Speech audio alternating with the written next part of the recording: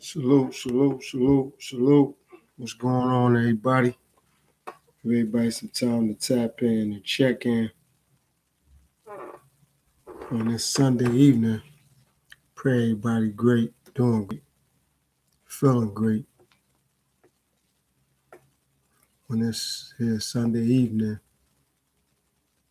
We're going to talk about the impact of music and the impact of movies. Like I said, I'm going to give some people some time to check in and tap in. And we're going to get into it. We're going to have a great discussion about it, great chat about it.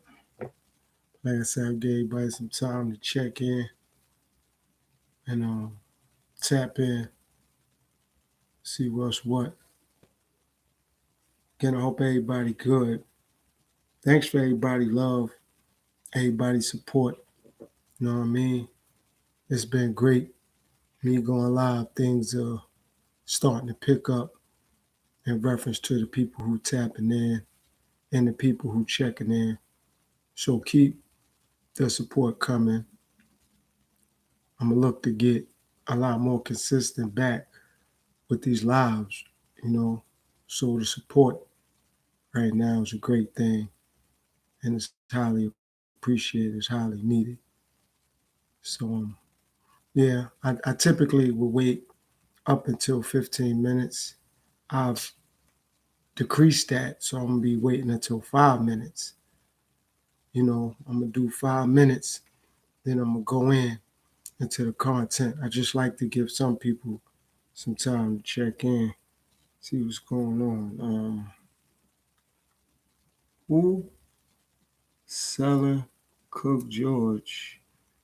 What's going on, buddy? I think that's my buddy. I'm not sure. I don't want to assume. That looks like that could be my buddy, though. Um, Seller Cook George, thanks for coming. Oh, yeah, that is my buddy. What's going on, buddy? How you doing? Thanks for tapping in to the live stream. You know, I appreciate it. Like, how you doing, buddy? How's everything going with you? Let me let me say something to my buddy, my good friend. Yeah, how you doing, though, buddy? Like, how's everything with you?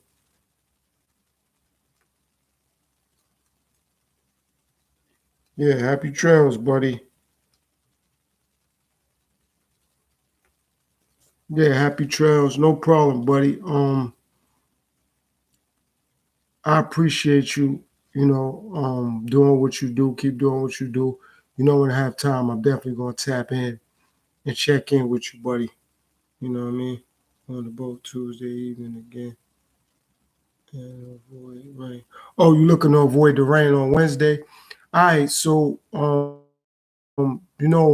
definitely, buddy. If I'm free, I definitely sit in and take a listen to what you got going on and what you do. So again, for whatever time you here, thankful. I'm appreciative for 5 minutes, an hour, 30 minutes, whatever time you have. Thanks for tapping in. I appreciate it. And I'm definitely going to reciprocate it. Carla, what's going on, sis? What's going on? Um, why you just tapped in, Carla? I wanted to ask you something. You ever got the links to my music channel, Carla? If you didn't, I wanted you to check some out, a few songs on my music channel. You know what I mean, and let me know what you think. Of course, you don't have to do it today or tomorrow, but whenever you get some time, you know what I mean. I want you to hear some songs in particular. Of course, majority of my music is old, but I've kind of redone some of the songs and put them back up on my music page because, like I told you before I started this podcasting, I used to make music. Um, oh nah, it's all right, buddy. It's all right. I'm just waiting to the 5 minute mark. I just was addressing my sister briefly, asking her did she have the links or was she connected to my music channel. I'm not gonna ask you that because I know you don't really listen to the type of music that I make. So I just was really asking my sister about that. You said I will check into it. Just had it. Yeah, no, I got some other new music as well. The link to it is at the top of the chat, Carlos. So if you go to the top of the chat, you can subscribe to my music channel.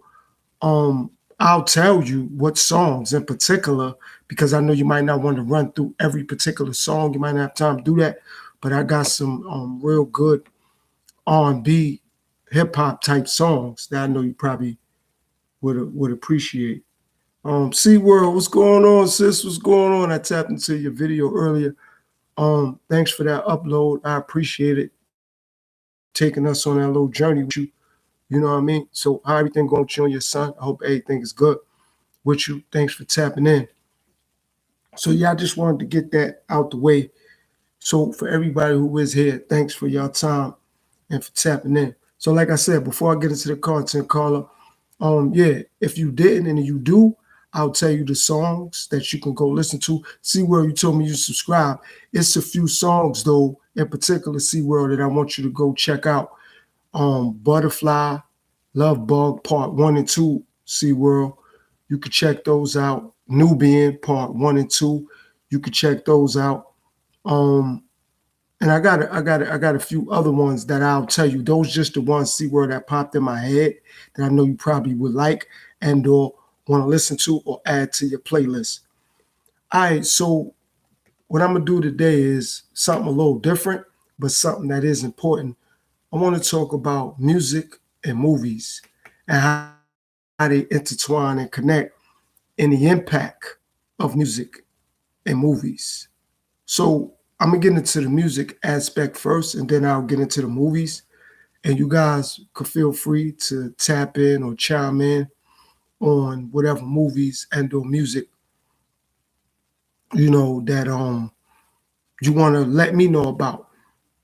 I'm not gonna get into any particular genre. I'm just going to talk about music overall. So I'm going to talk about rap, hip hop, gospel, R&B, pop, soul, rhythm and blues, all type of music. No, I'm not going to discriminate. You know what I mean? So first and foremost, my question would be to whoever's listening right now, what have you really learned from music? I understand music makes us feel good. I understand that. But what have you learned from a positive perspective from music? Because a lot of times we listen to music and it do make us feel good. I had a point and a stretch when I was listening to music, when I was listening to hip hop, I was learning something. Like the artist taught me something, even with some pop, even with a little bit of rhythm and blues. You know what I mean? Like it taught me things, you know what I mean, that I was able to apply in my real life, despite how good the music made me feel. Like it taught me some things. Like I was able to say, well, I learned that from listening to this. You know what I'm saying? And I see now music is not really teaching a lot. You said when I was younger, I used to always listen to music, but now I'm getting older. I don't really listen to. Right. That's what I'm saying. See, well, yeah. Yeah, and you're right about that, Carla. To some people, music is therapy. So that's why I wanted to do a live about that. See, I make music. That's why I stopped making music. If you guys are both still listening, SeaWorld and Carla, that's why I switched up my music, because I started to see the impact that I was having. Like quickly, when I started to grow with my music and I started to do more music and make more videos and yada, yada, yada, I don't have a lot of those videos on YouTube no more. I took them down. Why? Because the impact I seen, like being from New York, right, and growing up in Brooklyn, when I started to elevate and grow with my music, not even from like a lyrical perspective, just doing more, like being around other artists, going to bigger studios, having a bigger budget, doing better videos. When I started to come back to the hood, as we say, I started to see the impact that I had. And it wasn't about a view or subscribers. It was just about, I was like, wow. For example, a lot of people that was like 21, 18, 23, 20, they really knew all of the words to a song or to a video that I had on YouTube. And it was like, wow. And I didn't really pay it no mind at first, but then somebody older was like, yo, let me highlight you for a second. And I was like, yo, what's going on? He was like, yo, that's good. I see you doing your thing with your music. But yo, you know, you got a big voice, man. Like, yo, you got your microphone is turned up. Your microphone is turned on. So I'm like, yeah, what you saying? They're like, yo, you need to really pay attention to the things you say because you don't know who you could influence. And I didn't really pay that no mind when a person told it to me till one day I went to the studio and I was recording something and the engineer was like, yo, like you got a lot of songs. However, like a lot of them other songs you ain't paying attention to, you know, in reference to females, in reference to doing the right thing and being positive. Like, yo, I ain't trying to tell you what to do, but I think you sound better when you do music like that. And I'm like, wow, you do? And then like older people that was in my age group or older than me was like, yo, I like this song. I like that song. And I'm like, you know what? I think I just need to leave the music alone for a little minute and readjust what I'm saying and what I'm doing. Because I started to see the impact I had on younger people, even for some of my older kids, their friends and people they knew. I'm like, damn, what? I said this, that, and I started to count the curse words and the N words and the H words and the B words. And it was like, honestly, I couldn't really separate it. You know what I'm saying? Like, even if I said H or B, it was like I said it so much, or I said N, I said it so much, you couldn't really separate it. You know what I'm saying? So now I'm like, you know what?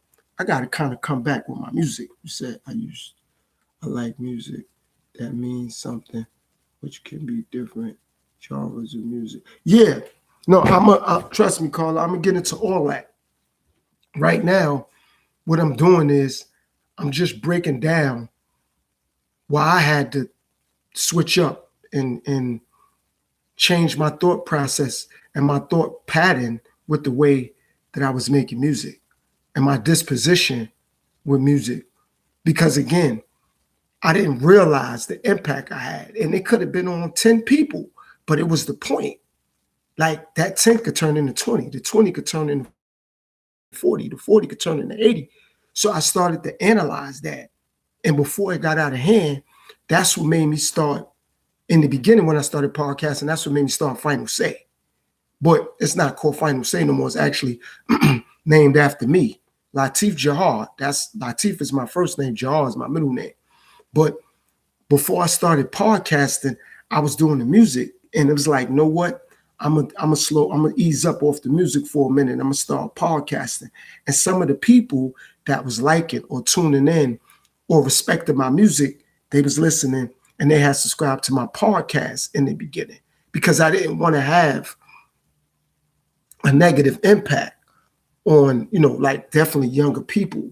So it was like, if I start the podcast, I could pull them to my podcast. And eventually when I bring my music back, it won't have that negative impact or it won't be detrimental on the younger generation or said group of people. You know what I mean? So now that I'm coming back with my music, I may use H or N or B or cursing, but now people will see a difference because it's not on every song. So let's just say right now on YouTube, I got 20 songs, hypothetically speaking. I may have cursed in about 3 or 4 songs. You know what I mean? I may have dropped the N-bomb like twice. So, and that's me understanding the impact of music, not just my music, just the impact of music alone.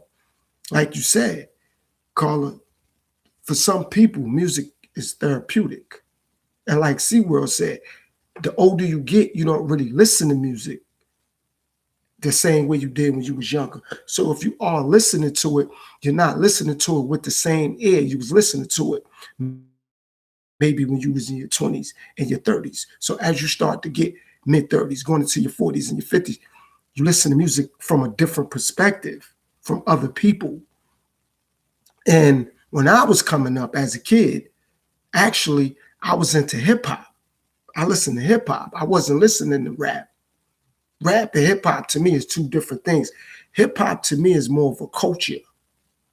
And I got an interview on my music page where I kind of broke that down. Hip hop to me is more of a culture. Rap is just more of you rap into a beat, but hip hop is more of a culture. Hip hop is help intelligence prosper, help other people, or heal other people, or help intellect prosper. So it's like that. Like hip hop is more of a culture. Rap is just like something you just doing, and you're not really conscious of the impact you can have on people when you rap it. It's the same thing with pop, or the same thing with rhythm and blues or R&B. You know, when I was coming up, they were singing for something and singing for a purpose. It wasn't just this, not saying they didn't want to get paid or they wasn't focused on getting paid, but that wasn't the overall emphasis. The emphasis was like, first and foremost, they was focused on the craft they had, and they was trying to or looking to put out great music. And whoever it was able to impact, they was humbled by that, but they were still mindful of their audience. So even if it was Stephanie Mills or Stevie Wonder or Michael Jackson or Rick James or Michael Jackson or Prince or Whitney Houston or whoever it was, even if it was Curtis Blow, or even if it was KRS-One, even if it was LL, MC Lyte, Queen Latifah, they was more focused on what they said and the impact it could have on people. Again, not saying that money wasn't relevant. It was, but not as relevant as it's become over the last 20, 25 years. Now, that's what it's all about. It's all about what people have or what people can get from making music. When I came up, that wasn't sheerly the emphasis. Again, I'm not saying it wasn't about that, but that wasn't the emphasis. The emphasis was putting out good music and spreading a quality message, like putting good music out, good energy, and putting out a good message. And drawing a good audience in to make them want to come back and listen to your music or buy your album. And back then, there wasn't so many outlets for us to be able to listen to and enjoy the music. So when somebody put an album out there, you had to really enjoy that album, because you probably wouldn't get to listen to them again for maybe another 6 months, maybe another 8 months, maybe even a year, because artists, again, they were so confident too with the music they was putting out there. They didn't have to rush like nowadays to keep putting music out there. People was able to enjoy an album for a year, 18 months, 2 years. You know what I mean? And then the artist was able to go on tour or do some concerts, and people were able to get a better feel from what they was doing and what they were saying. And another thing, music was respectable. Like the artists respected the listeners. You know what I'm saying? Like, so Smokey Robinson, or like I said, or Stevie Wonder, or Michael Jackson, or Prince, or Whitney Houston, or James Brown, or people even before my time, Sam Cooke, you know what I mean? The OJs, the Whispers, they respected the listeners. And I'm going a little further back because I know I got my sister Carla here, and I want her to start naming groups, getting at me like, yo, hold on, but what about these groups and that groups and this? Because I know how she gets. She'll start putting names in the chat. So I just want to understand that I'm on point with it. But yeah, so they respected the listener. They respected the artist. Let me see what you got. Thanks, bro. Let me see. Yeah, thanks. TJTFJ. Like, all right. Before I get back to the content, let me see. Hold on. I just want to see who you are. You said, oh, no problem. What's going on, man? Thanks for tapping into the live stream. Hey, friend, what's going on with you? How you doing today? You all right? Everything is okay with you? Thanks for tapping into the live stream, friend. Thank you. So back then, they respected the listener as well.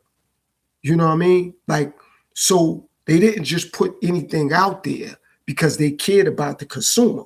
And the record labels or record executives was mindful of what the artist put out there. Like, it was much more of a soulful sound, not just with R&B, not just with gospel, not just with pop, not just with soul music, not just with jazz or classical, with hip hop. So the sound was more conservative. Like, it wasn't disrespectful how it is now. You know what I mean? So no, I'm good. I'm good, friend. I'm good, friend. I'm good. I'm good. I'm good. Thanks for tapping into the live stream. I really appreciate your time. And thanks for all your support, for liking the videos, for all your comments and all your feedback. Thank you, friend. I appreciate that from the heart. Thanks a million. So, yeah, so with the music, they were so worried about the consumer that they didn't just push or put anything out there. Like, they weren't like, you know what, yo, I'm gonna just push this, you know what I'm saying? Because I gotta make a quota, or I'm trying to get paid, or I want to get paid. Now, it's all right about your English not being too good, friend. It's all right. I'm thankful that you here, you know. If you go to the top of the chat, I got my music channel, so you can go to the top of the chat and you can subscribe to my music channel. Let me see. I'm gonna try to put it back in the chat again and get back into my content. All right, that's my music channel. If you want to subscribe to that, friend. So they was more in tune with the consumer. You know what I mean? So they didn't just push or put anything out there. Like, they was worried about how people would interpret the message that they put in the music, or the message they were sending through the music. That was important. So now everybody's so worried about what they can get and what they have, or the fact of the attention. And with the internet, everybody could just put music on the internet. See, me, I was making music before the internet. You know what I mean? So, yeah, thanks, man. I appreciate it. Thank you, sir. Thank you. So I appreciate the fact that, all right, buddy. All right, buddy. Happy trails. You know, I'll definitely tap into you, buddy. Thanks for your time. I appreciate it, sir. All right, but I'll tap in when I see you on the live. Thank you, buddy. Have a blessed one. So I definitely appreciate the fact that back then they cared about the consumer and the people that had to consume the music.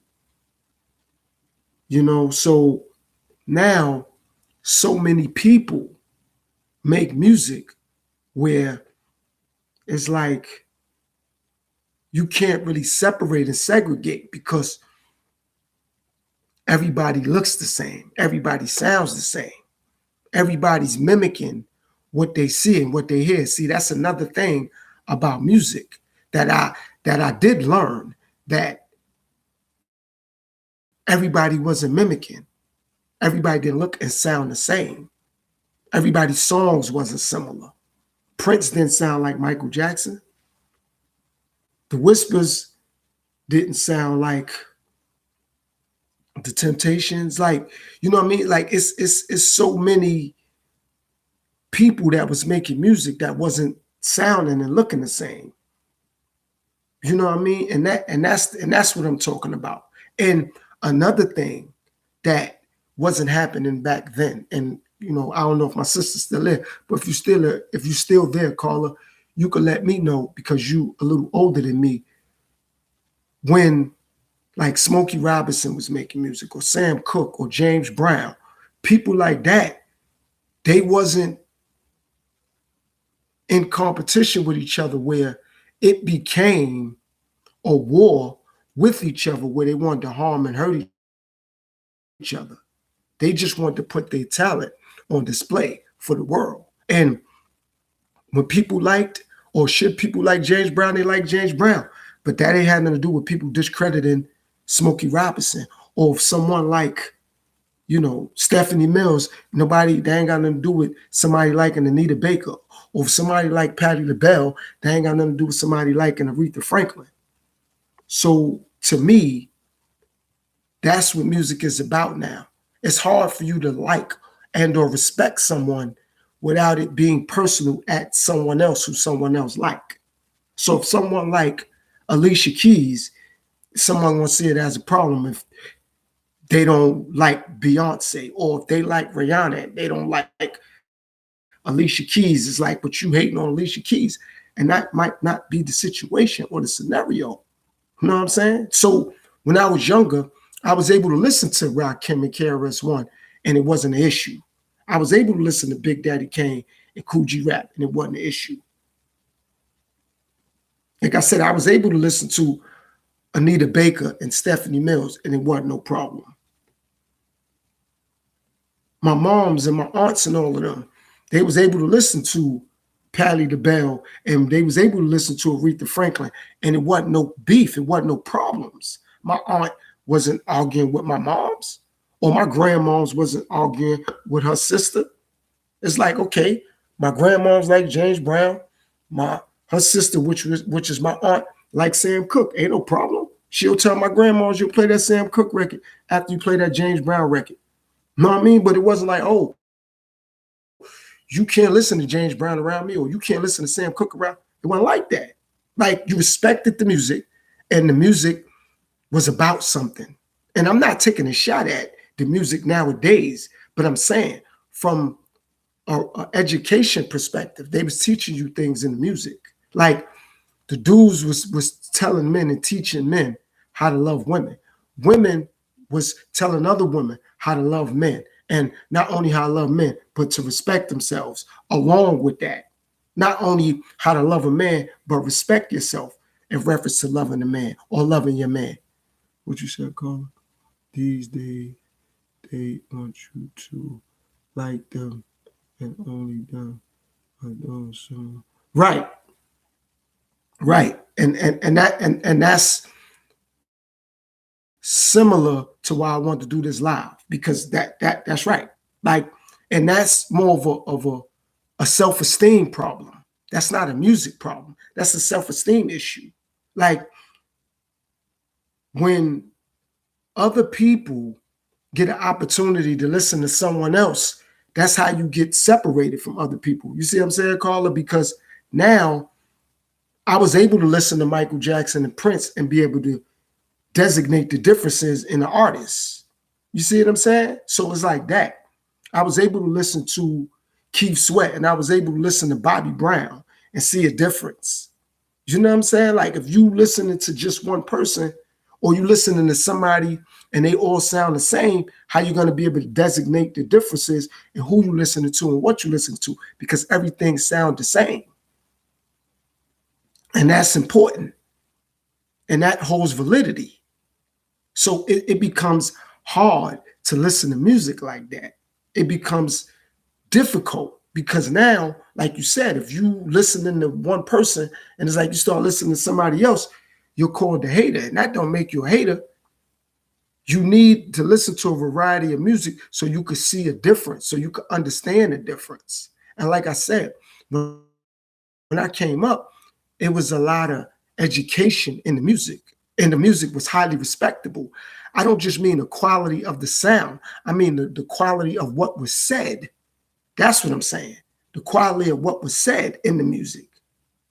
So even if somebody want to get on here and say, well, artists still was selling their soul, for example, that's what this live is not about. That this live is about the quality and the respect for the listener, for the consumer, and also the respect that came from the record execs and or the record labels. They just wasn't allowing artists to put out any old thing. You had to put out some quality music, sound, lyrics, or vocals.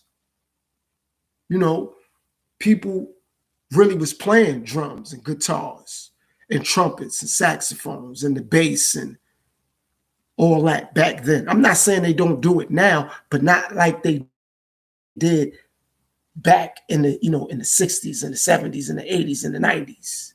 That's what I am saying. They wasn't focused on instruments, just like with hip hop. They had a DJ. The DJ would get the crowd hyped up, and then the artist would come in and hype the crowd up some more, and then they would do their set, and that would be that. But the artists themselves, the men have respect for the women have respect for the men. Also, the women have respect for themselves. They wasn't half naked. I'm not saying they didn't wear revealing clothes at times, or I'm not saying they didn't wear skimpy clothes or tight clothes, but it wasn't often. It wasn't, that's all they did. They did do it, but it wasn't like it is now. It's like majority of all the female artists are half naked. It wasn't like that when I came up.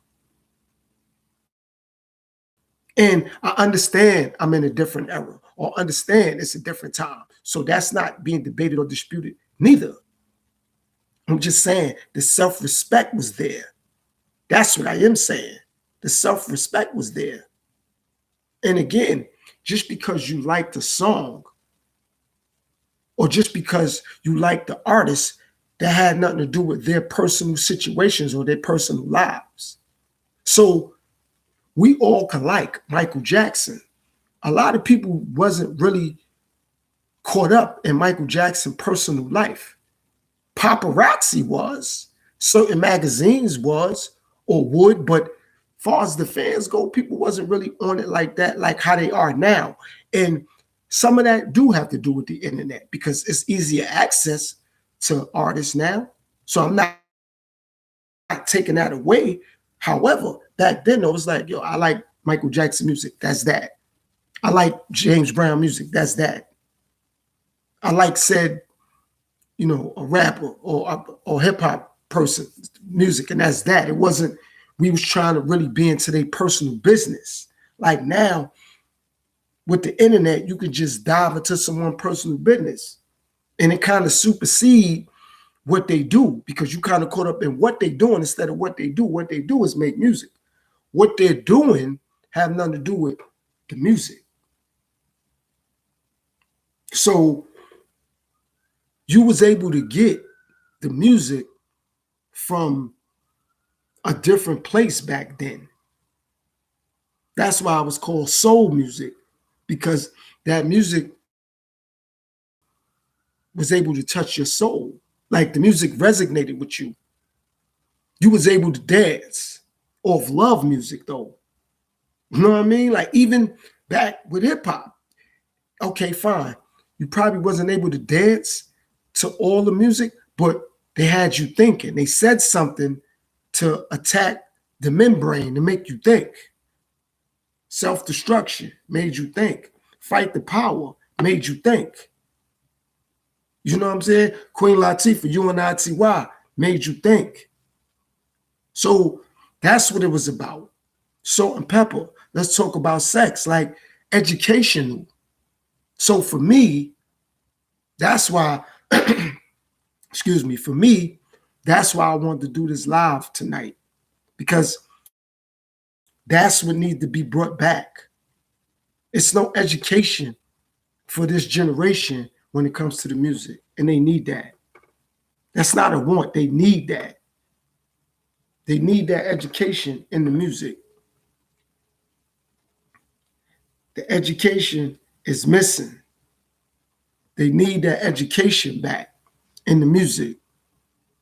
They need to understand that you don't have to be so violent, so disrespectful when it comes to music. You can make feel good music and you don't have to disrespect nobody. You don't have to degrade nobody. It's possible you can do it.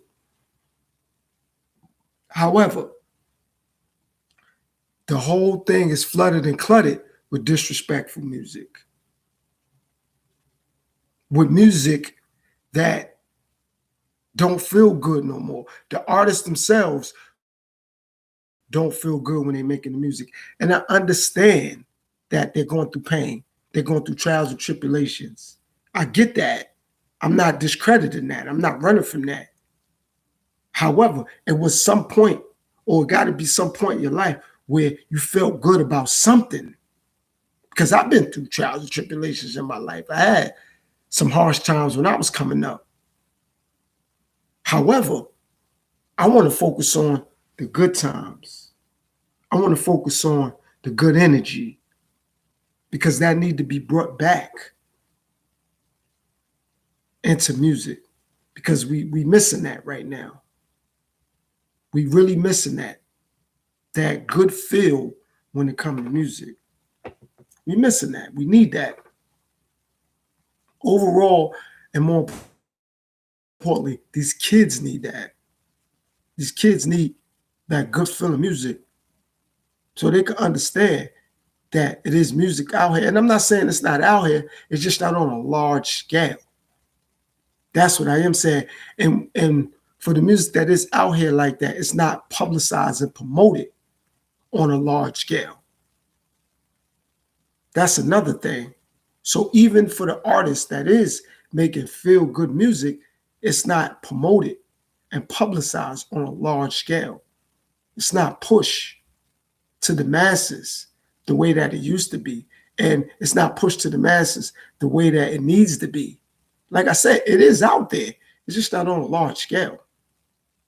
And a lot of these children, a lot of these kids, that's what they need. They need more feel-good music, because the artists have a bigger impact in these children's life nowadays. Like a lot of things the artists say and do, a lot of these kids want to mimic and mock and abide by. So if they put a lot more feel-good music out there, these kids want to emulate and mock that for good reasoning, because the music feel good. It's coming from a good place. So when they listen to it, it brings joy. It brings excitement. Instead of just getting them hyped up to want to not listen, to want to be rude, to want to be disrespectful. And that's what's missing. There's no more integrity and honor and dignity in music. That's missing. The honor aspect, the dignity aspect in music, that's missing. And that needs to be brought back, because that's what these kids need. These kids need that. They need, when they listen to the music, they need for it to feel good. They need for the vibes to be high in the music, because the frequency that they on and the frequency that's in the music, that's why their energy is off, their frequencies are low, because of the music. And I have a lot to do with it. And again, I'm not discrediting the people who making music now, because everybody go through pain and everybody experiencing trials and tribulations. And I'm not saying that shouldn't be a part of the music. However, that shouldn't be the only thing that's expressed in the music. That's what I'm saying. You still have fun times. Everything ain't a struggle. Everything ain't harsh. Everything ain't I'm mad or I'm upset or I hate or I want to harm or I want to hurt. Some things have to feel good. Some things, like even if you put in your music, you struggling, okay, you struggle every single day, you had no feel good days, How you got to the point that you at? You had no feel good days. You got no feel good time. The only time you feel good is when you drunk or when you high or you spinning the block or you trying to hurt somebody. It's the only time you feel good, or that's the only time, like, the music is about something when it's about to get back. Like it got to be some sort of feel goodness to the music. That got to be more emphasized on the way it used to be. That got to be brought back. So that's why I said I was more into hip hop than rap, because at least with hip hop, it was a feel good situation. It was a real feel good situation. And the music that was put out there felt good. So like I said, even if you couldn't dance to it, it was something to make you think. They had a message in it. And they was spitting knowledge. And once that got stripped away from it, it converted into rap. And not only that, with pop or R&B, once they took the feel good out the music started to die down from a vibration standpoint. I understand that artists are able to make more money.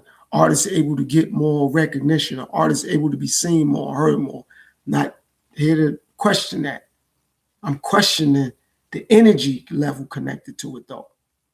That's what's off. That's what's missing. The energy level. Need to get the energy levels back up. So therefore, when the next generation of these kids listen to music, they're on a higher frequency. That's what's going on. So they can get the music at a better frequency. And they can understand on a larger scale that it is feel-good music out there. And everything got to be so angry. Everything got to be so aggressive. Everything got to be so, I'm at you. And if you don't like me or my music, this is a repercussion. It's like, what about feeling good?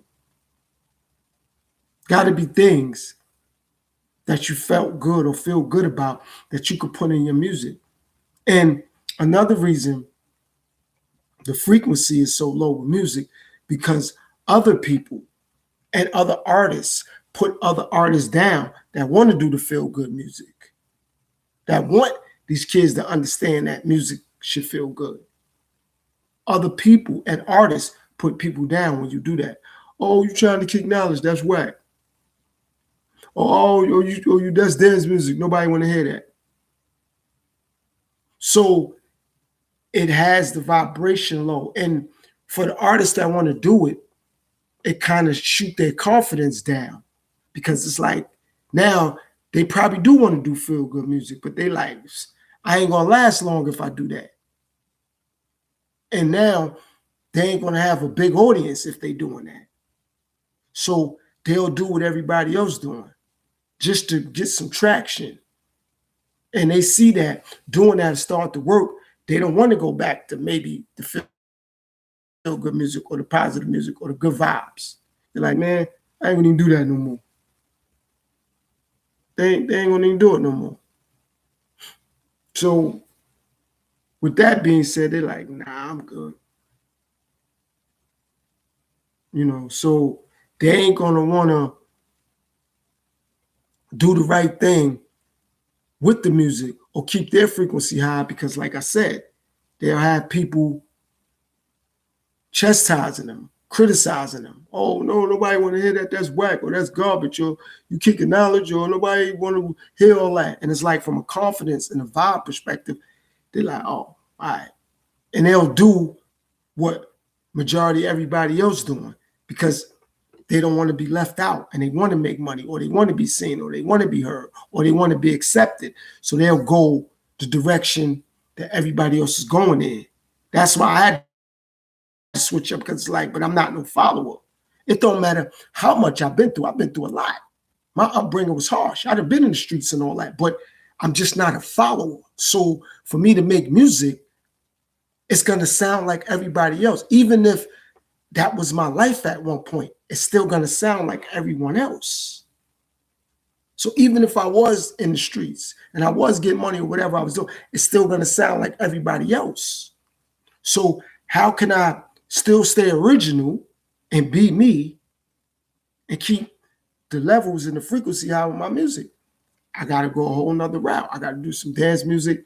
I got to do some good love music. I got to do some music from the soul, because I had more good times than bad times. Yes, I had a lot of bad times, but I had more good times than bad. So why I can't convert more of those good times into feel good music? And not only good times, but put some knowledge in there. You know what I'm saying? Put some education and some valid information in there. And when people first hear it, it might not dawn on them in the beginning. But after a while, like anything, keep going back and listen to it. And that's another thing about the music, or about music. A lot of people was listening to music or start listening to music from someone else. Someone else got them liking said artists, whether that's pop, R&B, gospel, soul music, hip hop, rap, disco music, go-go music, reggae music. Whatever music, somebody else draw another person into you. I like this song, or I like this artist. And now that person to start listening, that song was kind of okay. And they'll pay a little bit more attention to it because of someone else or because of something else. So at the end of the day, it's time to raise the levels and the frequency with this music. It's time to do that. Raise the levels and raise the frequency with this music. That's important, because that's what these kids need. And once they see that, they'll embrace the music differently because they see the frequency higher. They'll be like, that's what's going on. And if a lot more artists start doing it, these kids will have no choice but to embrace it. But if it's, for example, 100 artists and only 10, 15 of them is on a high frequency, high education, and high feel good, that ain't enough. But if the numbers start to increase with the high frequency music, with the high vibrational music, with the fun music, with the dance music, with the educational sound, these kids embrace it because it's going to be all around them, just like the low vibrational music is around them, negative music is around them. So they'll be able to embrace the music more, embrace the music better, because it's all around them. And now they could be like, nah, but this is what's going on, because it's everywhere. And now they're not going to feel like it's forced on them. Somebody forcing them to listen to dance music or high vibrational music or educational music or music that have information or respectful music. But if it's a low number of music like that, or a little bit of music like that, they're going to feel forced when it's time for them to listen to it. And not only that, they're not going to want to adapt and adjust because nobody there around is adapting and adjusting to it either. So they're going to be like, nah, I'm good. But if more artists do it, definitely artists with a big name start to do it, that'll help. See, when I was coming up listening to music, they had artists with big names doing things. Like they made We Are the World. That was a global record. You know what I'm saying? For everybody, all cultures, all genders, all genres. It was like, yo, that's what's going on. We Are the World was huge. That was huge. So if anybody don't know, type it in. We Are the World. Anybody catch this on the playback, however, whenever, whatever. We Are the World. Type it in. Check it out. For the younger generation that might not really know or might not never heard of it. But it had like Lionel Richie. It had Stevie Wonder. It had Michael Jackson. You know, it had a lot of impactful artists. And that's another thing. A lot of those big name artists didn't feel no way about collaborating because they was eager to not only make good music, but they wanted to interact with other artists. They wanted to rub shoulders with other artists and make good music. So that's another thing about when you want a high frequency with the music. Like I said, it was so many records that was made back, back in the 60s, 70s, 80s, and 90s, even in the early 2000s. You know what I mean? But everything sounds the same and everyone looks the same. It wasn't like that. But like I said, everything don't got to be high vibrational or educational. I'm just saying we need more of it. That's what I am saying. Because like I said, everybody have their trials and tribulations and they pain they're going through in life and express it by all means. I'm just saying it's not enough of high vibrational music. It's not enough of positive and productive music. It's not enough have fun music. It's not enough dance music. That's what I am saying. And it's not just dancing like twerking. No, I mean dance where you could, older people was able to dance to the music and they wasn't offended by the lyrics or by the vocals. You know what I'm saying? And that's what's missing. That's what need to come back with this music. That's what keep the levels high. That's what keep the frequency up with the music. And that's what we need. Why or how come? Because that's what's missing. That's what's going on. That's what we need. More high vibrational music. That's what we need. More high frequency music. More positive music. That's what we need.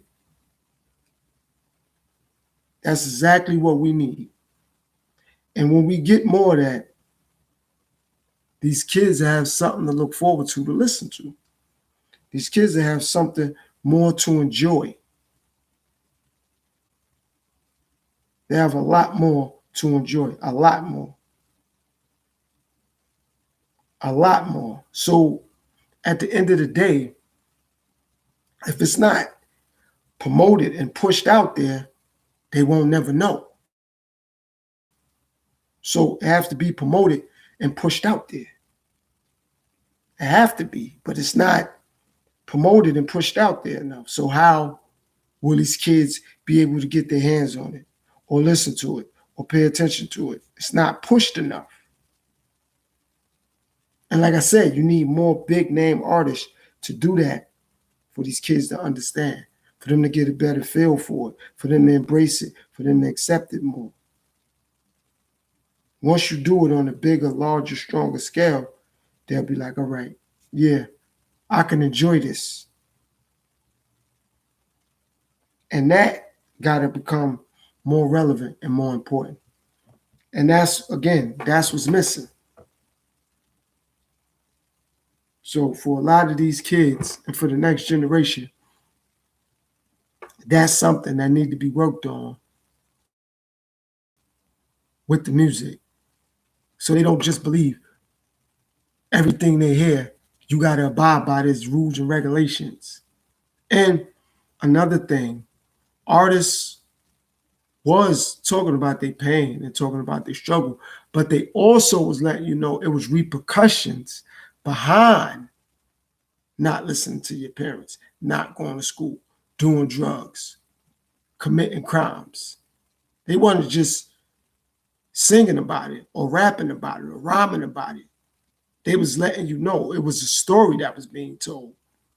So you can avoid getting arrested or getting hurt or doing drugs or hurting somebody or getting yourself hurt or jeopardizing your family. And again, I get it. We're in a different time. We're in a different era. It's not the point. A lot of those artists as well had a lot more education. So for them to make music, they knew how to make music and educate you and still was able to convert it into music because they had education. A lot of them artists didn't drop out of school 8th grade, 7th grade, 9th grade. Some of them was even in college or went to college or had college credits because they understood the value of good music, of education. And the people that came before them set good examples and a good precedent of things to say in the music, of putting education in the music, of making feel good music. So that kind of bled into the next crop of artists that was coming out making music. So they couldn't just make music about any old thing. It had to have substance. And that's something that's missing from music, substance. There's no substance in the music, and that's needed. These kids need to know what substance is in the music. It's no substance. So therefore, when they listen to a song, what's the value? What are they gaining? They're just being told, you need money, you need a nice car, a fancy car, some jewelry, some fashion designer clothes, and don't let nobody play you or disrespect you. That's all majority, not all, but majority of the music says. That's why I said hip hop and rap is two different things, because hip hop was a culture. It uplifted a culture of people that wanted to listen to it or was involved with it. If you didn't want to listen to it, you weren't involved with it, no problem. But they wouldn't put you down if you didn't want to listen to it or you wasn't involved with it. That was the difference with hip hop to rap. Rap is like, it's going to degrade anything and anybody. It don't matter who gets hurt from listening to it. It don't matter who get degraded, who get disrespected. Hip hop wasn't like that. And a lot of people don't understand that because a lot of people aren't old enough to really remember hip hop. When hip hop really started to take off at the core, a lot of people too young or don't remember, or they wasn't told or taught about it so they could have a better understanding about the difference between hip hop and rap. And then again, I'm not mad at people who rapping or rappers. No, but I'm saying it's just a difference. That's what I am saying. Because I want everybody to get their money, and people going through pain. So speak about your pain. However, it got to be some happiness with it. It got to be some joy with it. It got to be some feel good with it. Everything just can't be, I'm a criminal, or I'm a gangster, or I'm a thug, or you're going to just degrade women. And again, some people in life have been through things and that's all they know. So I'm not debating that. However, everybody's doing the same thing or look the same way. Like I said, hip hop wasn't like that. Some people don't understand. Some people in this generation wasn't given a lesson about hip hop. They just think rap and hip hop is the same. That's not the same thing. Just because somebody was rapping, that don't mean they wasn't rapping hip hop.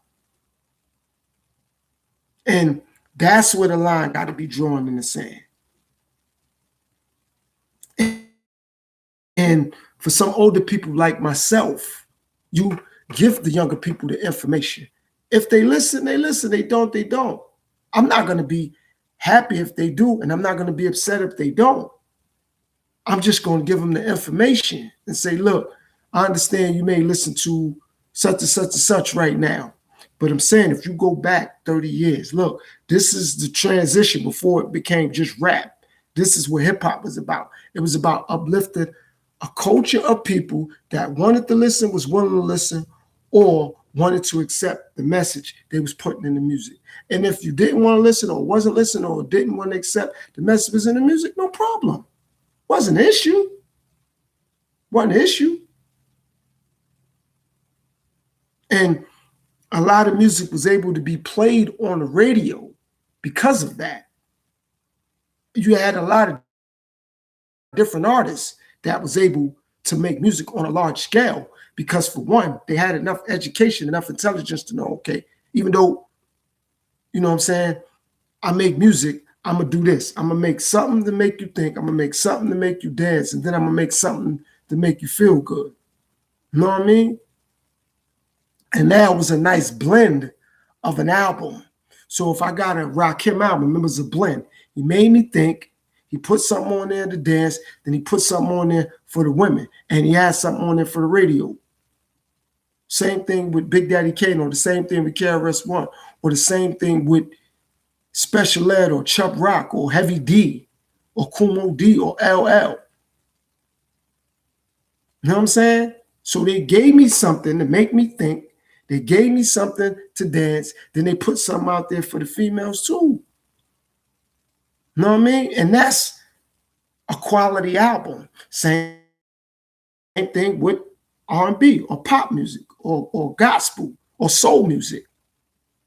You got a good feel listening to a Michael Jackson album. He had something that he put together, some love music for relationships, some love music for people who's trying to get into relationships. He has something to make you dance. Then he has something to make you think. Prince, same thing. Or Lionel Richie, or Stevie Wonder, or Aretha Franklin, or Stephanie Mills, or Whitney Houston, or James Brown. I'm not saying all their music was high vibrational, all their music was positive. I'm not saying that at all. I'm saying, but majority of it was. 85% of the music they was making was. Nobody's perfect, so I can't expect them to give me, for example, 10 songs and everything going to be positive. No, but at least if they're going to give me 10 songs, 7 was, 8 was. And I'm humbled and I'm thankful for that. However, nowadays, if you're going to make an album and you got 12 songs, 14 songs, and 11 songs is about unaliving people and spinning the block and disrespecting somebody's mom, somebody's kid, somebody's girl, or somebody's wifey, or robbing, or stealing, or hustling. And I'm not saying people actually not doing that. I'm not saying that, but your whole album is about that. Okay, fine. If you just coming out and you want to express your pain, fine. But if you've been in the game now, you got 4 albums. All 4 albums is about that. You ain't got no feel-good music where you can't do a whole album. It don't matter what somebody gonna say. That was the difference. Nobody cared about, well, nobody want to hear that. People still did. Nah, I got to put some feel-good music out there. I got to put some dance music out there. I got to educate. So that's called versatility. That's what that's really called, versatility, because you have an album about various different subjects. You could put some pain in there, of course, because if you grew up and all you know was pain and hustling, put that on there. But okay, if you got one album with that, if you got 4 or 5 albums now, you've been in the game, for example, 8 years, everything is about that. Give me 2 good feel-good albums straight, because you got a bigger audience now. Your microphone is turned up to, for example, 400,000-500,000 people. Give me some feel-good joints. Give me some dancing joints. Put some education in there. And I'm not saying education ain't in there when they're breaking down things they've been through in the streets, but everybody can't relate to that. That's what I'm saying. So if you give me a versatile album, now you'll get the people that can relate to the educational aspect, then you'll get the people that can relate to the street education, the street knowledge you dropping, then you get the people that want to dance. And then you got a couple feel-good joints on there. So now you got a versatile album. Same thing with R&B or pop. Like, everything got to be about, oh, I love a woman or I'm in love. Nah, just give me some dance joints. You know what I'm saying? So now you got the versatility going on. Everything Michael Jackson or Prince did, it wasn't all about love. It wasn't all about being in relationships or being married. Just some feel-good joints. That's what I'm saying. That's what's missing from the music. Everything sounds similar. Everyone looks similar. And everybody's competing for a slot that it appears to be nobody have or nobody gonna get.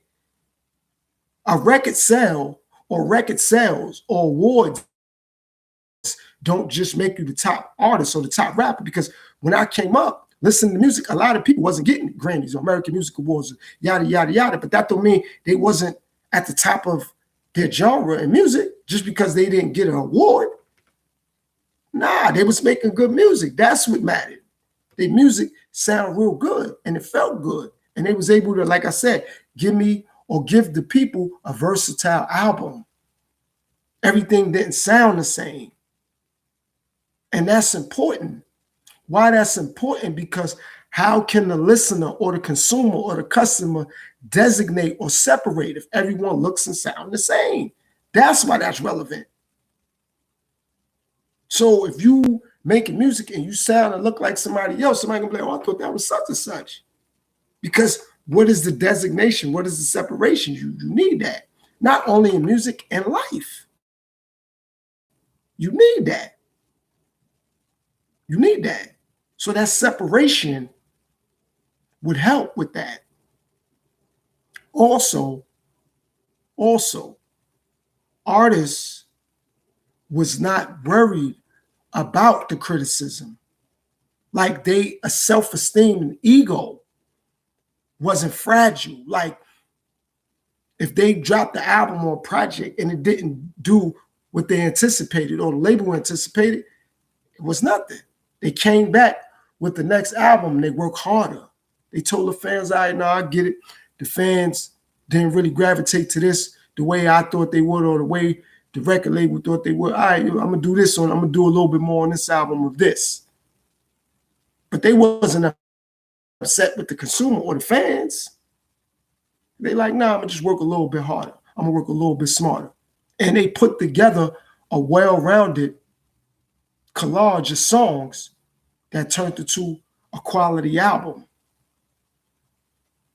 And the videos was going with the song. And it wasn't about a bunch of props and a bunch of things in the video. It was like you just really wanted to see the artist. You know what I mean? It wasn't about a bunch of props. I'm not saying they didn't have props and videos, but it wasn't about that. That's what I am saying. It wasn't about that. Because back then, the budgets wasn't even really like that. So a lot of them artists would say, you know what, this is my budget for this album.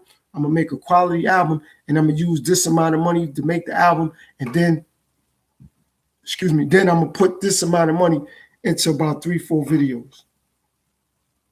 And if they had 12 songs, hypothetically speaking, they'll do 4 videos. You know what I mean? And it was shows back then, Soul Train, Apollo, places they could go and they could do other songs that was probably on the album that they know people like or people wanted to hear. So they'd be like, I got video for this, this, and this. I'm gonna hit Soul Train, I'm gonna do this. I'm gonna hit Apollo, I'm gonna do this. I'm gonna hit Video Music Box, I'm gonna do this. I'm gonna go on American Bandstand, I'm gonna do this. And those shows allowed those artists to do them. The label wasn't like, yo, you go here, you only could sing these songs right here. They was doing what they wanted to do. And that helped the consumer, that helped the fan get a better feel for the artist because you was able to see them perform on these shows and at these venues. It wasn't even about always a concert or being on tour or a show, just going to shows, because there was a lot more shows that help artists become household names. Like I said, American Bandstand, Soul Train, Apollo, Rap City, a Video Music Box. Like it was so many various different things that came on. That was like, all right. And it wasn't just about hip hop. Like I said, pop stars, R&B songs, gospel music, heavy metal, country music. That's why reggae artists. So it wasn't just about pop or R&B or soul music. Reggae artists was able to do their thing on these outlets as well. Shabba Ranks, Buju Banton, Supercat, Like it was so many various different artists doing their thing. And again, they had respect for themselves because they had enough education to understand that, to respect themselves, and they respected the listener, the fans, the consumers. And the labels was not in their way either. The label wasn't like, you only can do this, you only can do that. The labels actually got out the way. Now, maybe some of the executives throughout the years have changed and changed the criteria of what they wanted artists to do. And some artists have conceded to what the labels wanted or what the record execs have said to do. I'm not saying those artists, when I came up, didn't concede or wasn't conceding. I'm not saying that. But listening to the music, it had a lot more education. It was a lot more fun. It was a lot more peaceful. It was a lot more feel good. The frequency of the music was at a higher level. So even if somebody, hypothetically speaking, didn't really like hip hop, they could listen to it because of the frequency it was on, of the message that was behind it, of the dances you could do. Same thing with R&B. If nobody ain't really want to hear all that love potion, it's like, nah, but I'm saying, you know what? I kind of respect the music. I kind of respect the sound. I kind of respect the music. I kind of respect the message. You know what I mean? And that made people want to come back and listen some more. And another thing, other artists was able to come out with music and other artists were still able to flourish. So, for example, Luther Vandross was able to make music. Luther Vandross, was able to make music. And for example, Bobby Brown was able to do his thing, or Keith Sweat was able to do his thing. It wasn't like a Keith Sweat drop. It's like Luther Vandross felt the weight like Keith Sweat drop. I ain't gonna be able to eat. It's like, nah, we respected Luther Vandross, we respected Keith Sweat, we respected Bobby Brown, we respected, you know what I'm saying, another artist that was out there wasn't like that. Because again, versatility, and it was different sound, different look. Yes, they all was making music, but the sound was different. The look was different. The energy was different. The vibe was different. And artists stayed in their lane. It's like, okay, well, this is what people like. I'm going to do this, but I'm going to expand on what I'm going to do. So if they did do a lot of love music, they like, but I'm going to do some up-tempo love music.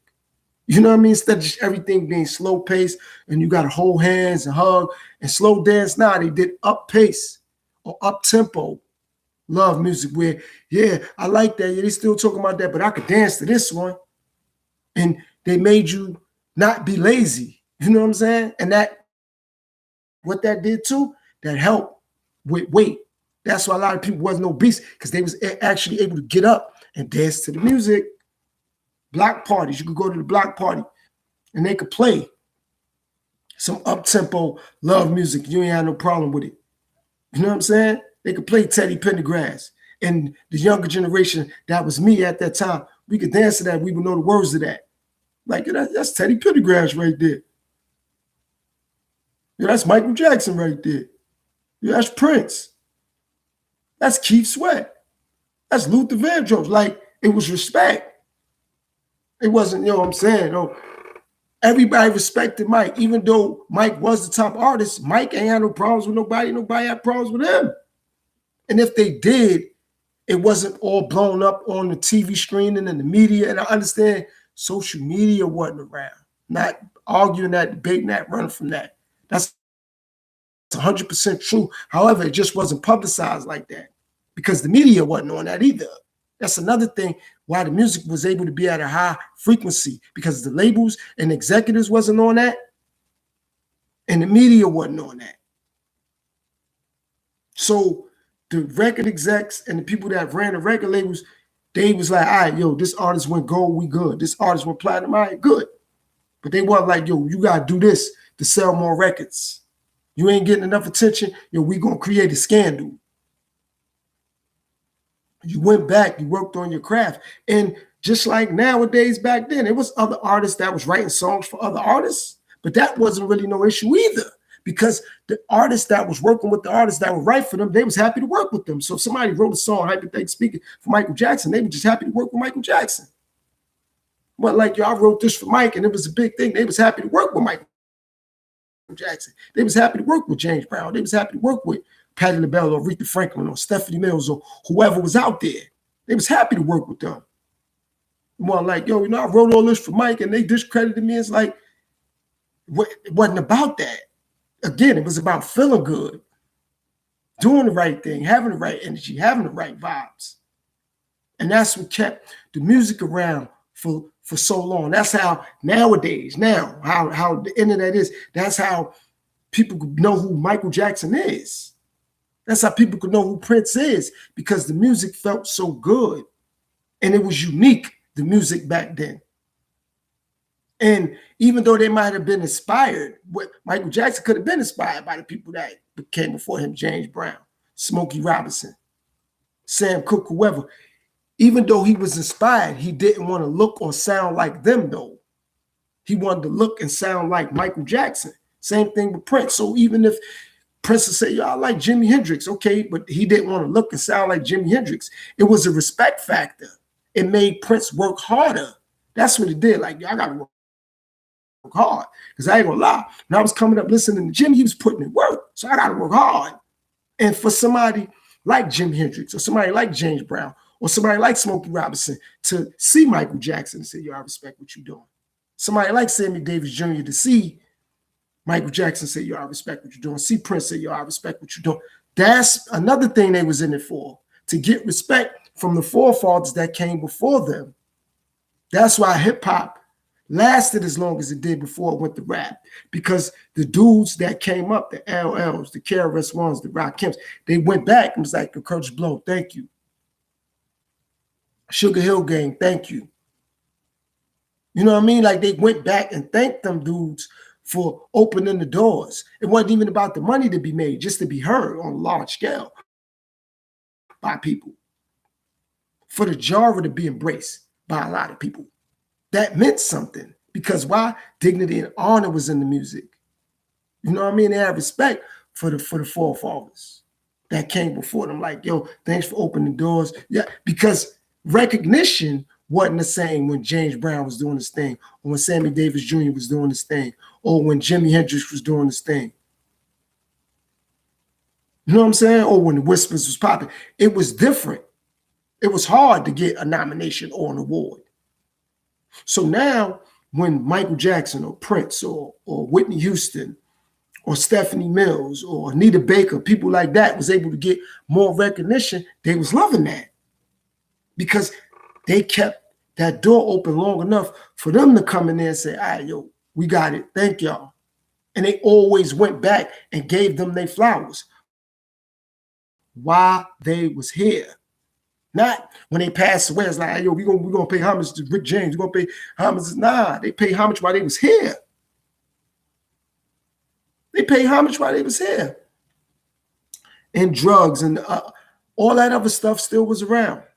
People was on drugs when they was doing music back then. The difference was, though, it was kept concealed and quiet.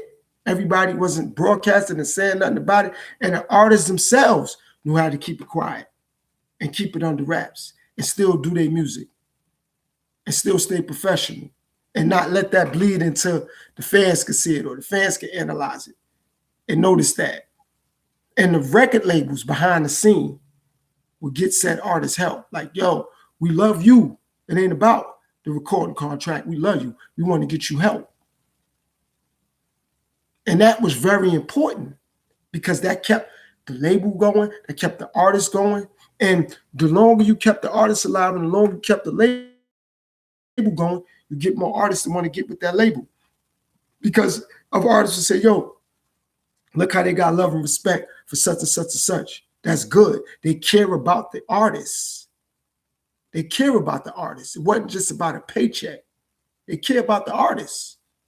And the artists had better relationships with the record executives and the people that was behind the scenes. They had better relationships with them. So now, if things ain't right with the artist, they could talk to them on a personal and a professional level. They had that professional relationship and that personal relationship. That's why artists was able to stick around and flourish. I'm just talking about from a music standpoint. I'm not even talking about business. I'm saying from a music perspective. That mattered and that matters. So nowadays, a lot of artists don't have a certain rapport with the record executives or with the record label because the artist is thinking about just getting paid. And that's all the record label care about is getting paid. And the end result of that, majority of the times, the consumer, which is the fans, they suffer. That's why a lot of fans be fed up with artists nowadays because of the artists and the artist relationship with the record executives or the record label. Because the record label ain't really concerned about the artist and the artist ain't really concerned about the fans. So now that bleeds into the consumer, that bleeds into the fans. And I understand that because I make music, I made music, and I've been in that situation. I'm thankful that I didn't sign no contracts, but I've been in a situation and I understand that. And I'm not knocking record labels or record executives. I'm just being honest about it. Because there's nothing to knock when it comes to the record executives or the record labels. You got to read your contracts. You got to have the right representation when it comes to reading your contracts. I'm just saying, from a vibe perspective, though, the vibe ain't going to be right no more. Because the education ain't there no more. The compassion ain't there no more. The dignity, the honor ain't there no more. It's about just being seen and heard and validation. Once somebody sees you and hear you, it's like, all right, I got fans, I'm good. And once you got a fan or two, like when I learned I had a fan or two, I had to rethink my process. I'm like, nah, I can't let this get out there like that. Because now when you do go on interviews, you do get asked questions, you got younger people that really want to know, what's your compassion? What make you tick? What make you say this? What make you do that? And now you got to be honest because the music ain't playing. Ain't no music behind your words now. So at the end of the day, you got to think about it. You just can't say, well, no, I was going through pain. Okay, you was, but that person that may be liking you or listening to you, they may not experience that pain. They may went to school every day. They just like your music. So now what? Or they may not have had it as rough far as struggling with food and money. You probably did have it more worse or worse than some people listen to you. But some fans don't know what that is. They just know what they like. It's like when you consume anything in life. Some people ain't paying attention to the side effects of things they eat and drink. They just like it. Some people ain't paying attention to the side effects of soda or side effects that certain sugary products got in it. They ain't thinking it's like enriched flour, extra sugar, corn syrup. They just like, y'all like them cookies. Y'all like that soda. Same thing with music. They like the music, so they're not paying attention to everything else. They know they like you, or they know they like the music, or they like your style, or they like how you look. And it might not be none of those things. They just see you a lot, or they see you often. So you start to dawn on them and grow on them. You know what I'm saying? So they're just like, all right, well, yeah, I like that song is okay. But now they might see the video a lot, or they might hear the song on the radio, or when they go around other people, they playing the song, or they listening to the song. So it's like, yeah, that's all right. But they hear it every day. So now it become repetitive to them. So now they start clinging on to you just because it was repetitive. So it's various different reasons why people going to listen to you or your music or like you or your music. And that becomes important though. That becomes strategically important. And when the vibe is off and the frequency is low, that's why the result is what it is with the music. And that's not a knock, again, on the artist or on the record labels. No, it's not. Because whoever know on my platform, I don't knock nobody. I'm here to bring education and information. I'm just speaking about why the frequency and the vibe is low in or with music. And the way you raise that is you bring more fun back, you bring more compassion back, you bring more education back. Because like I said, hip hop and rap is two different things. Hip hop, help intelligence prosper, help others prosper. You know what I mean? So that's what I'm saying. Rap ruin all people, two different things. So that's why a lot of people be like, nah, I can't listen to all that no more. Because they don't see a productive side of it.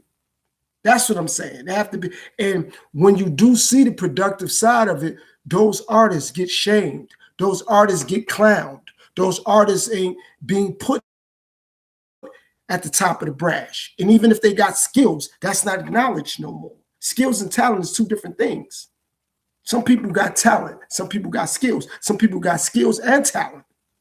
But I'm saying, when you go in a certain way with it, it's like, okay, artists that might be out now, like J. Cole. I'm going to say J. Cole. J. Cole got skills, and he's not rhyming about bang, bang, hurting people and all that negativity. But if you bring him up in the annals of rap, he's not going to be placed up there with other artists that's talking all that. You know what I'm saying? It's like it's like how he's all right. Like he's speaking about things on a high frequency, high vibe, integrity, dignity, honor. You know what I'm saying? It's like, oh, he all right. So it's like, if he's all right, who's really speaking that speak on that level that have a large audience? If it's 20 artists, you can't tell me 5 of them is doing it. That's not enough. At least got to be 13, 14. That would be more than half of the 20. So now, if you're listening to it, it'll start to rub off, because even if you want to ignore it, it's going to be hard, because there's so many artists that say, respect yourself, stay in school, listen to your mother, listen to your father, build a career, invest in yourself. And if they're speaking about women, respect men, respect yourself, keep your clothes on, don't degrade yourself, believe in yourself, show dignity, show integrity, show honor. If you got skills, you could do that, and people still can enjoy the music. That's something that I had to learn. That's something that I had to go back and study my own roots when I grew up with hip hop, because that's what they did. That's what makes them iconic, not because they got 8 Grammys and they got $200 million in the bank. Nah, that don't make them iconic based off that. Make them iconic because they stayed true to them. They brought skills, and they had a talent level where they could rhyme about education and information. And you're going to get the education and information. They're going to display skills, and they're going to make you dance. And they're going to put some feel-good music out there.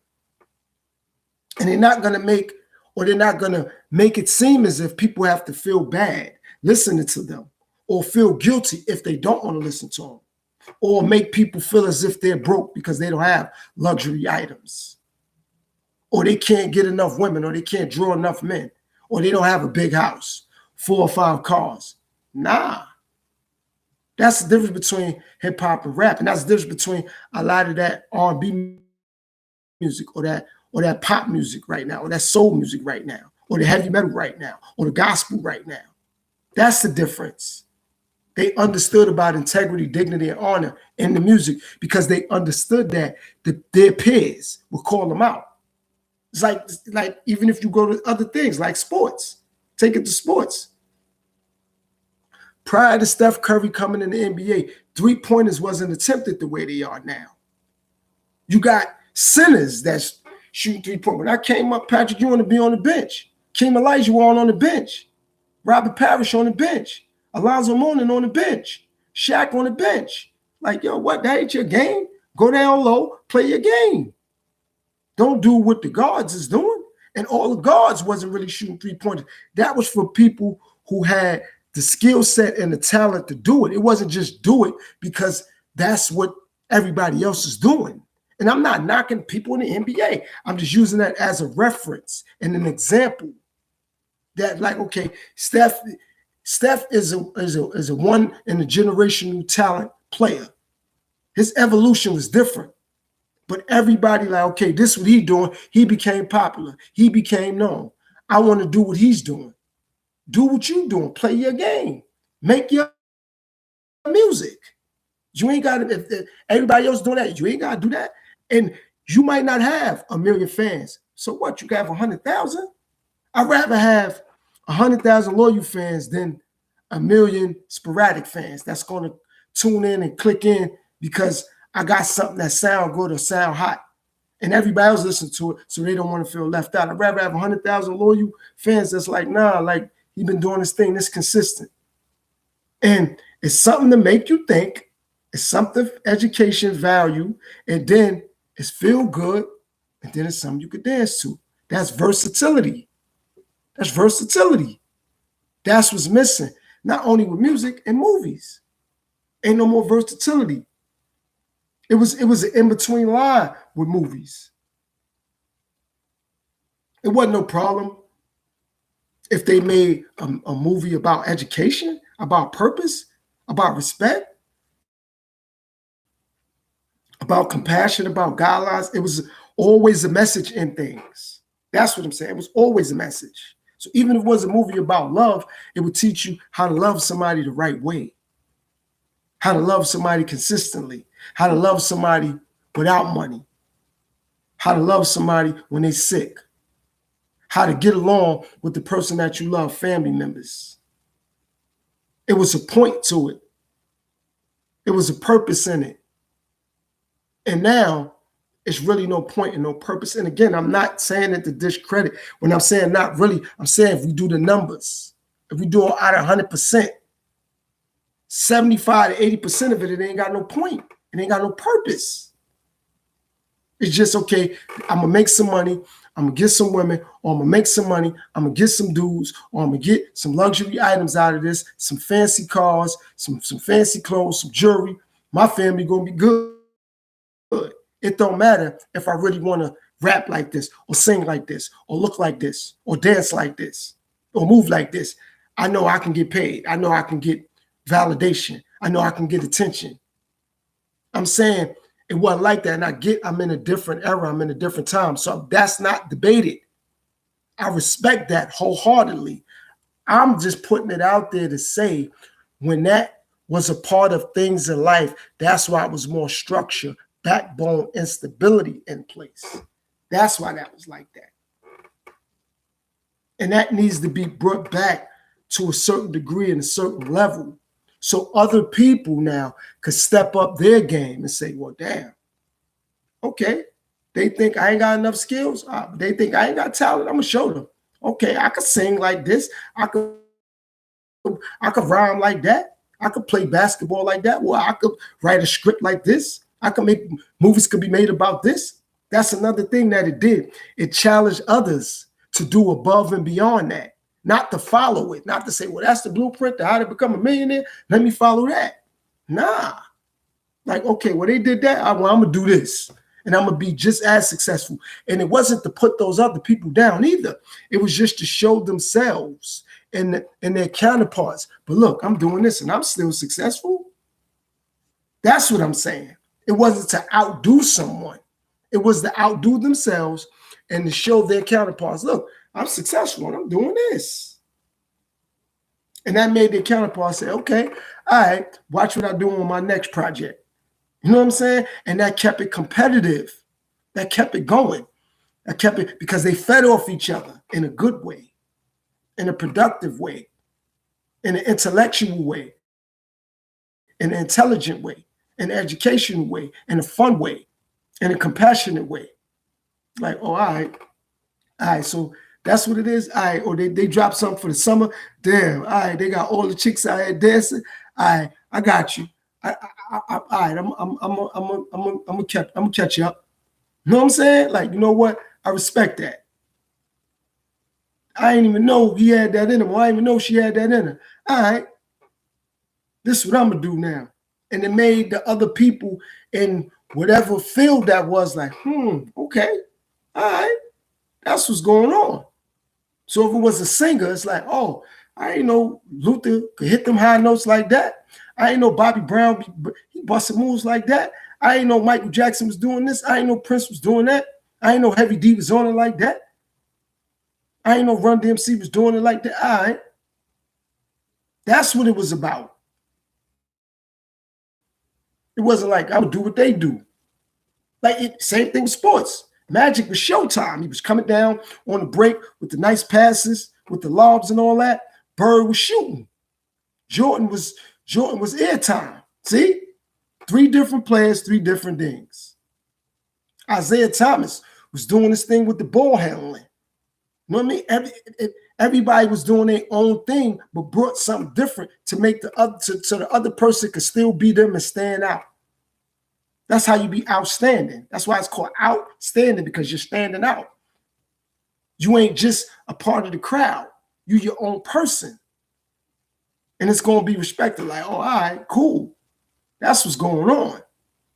You know what I mean? When Dr. J was doing this thing, nobody was doing what Dr. J was doing. Like that. That's why Kareem came up with his own shot, because he paid attention to Bill Russell. He paid attention to Wilt Chamberlain. He like, nah, they doing, okay, Wilt dominating on the interior like that. All right, I'm going to come up with my own shot. I ain't going to even have to dunk all the time. You know what? I'm going to come up with this hook shot. That's what I'm saying about being different, being unique in your own way, but still not wanting to be like your counterparts, but respect them. You're going to be yourself. You're going to display honor, integrity, and dignity, but not be like your counterpart, though. With all due respect, and you're still going to be outstanding. Whereas like your counterparts, whether they with you doing it, or they before you doing it, or they come after, they're going to have to respect it. Because you brought something unique to whatever field that is. Sports, music, athletics, movies, whatever it is, book writing, whatever it is. Don't matter what it is for a minute. No, that don't matter. What matters is you're going to bring your own unique style to it. That's what matters. It ain't, okay, well, everybody doing this. It's like with the internet. 85 to 90% of the people do the same thing. What's going to have me stand out is I'm going to do my own thing. I understand that a lot of people ain't going to cling on to it. That I can't worry about that. I got to keep doing my thing. And when the people come, I'm embrace them.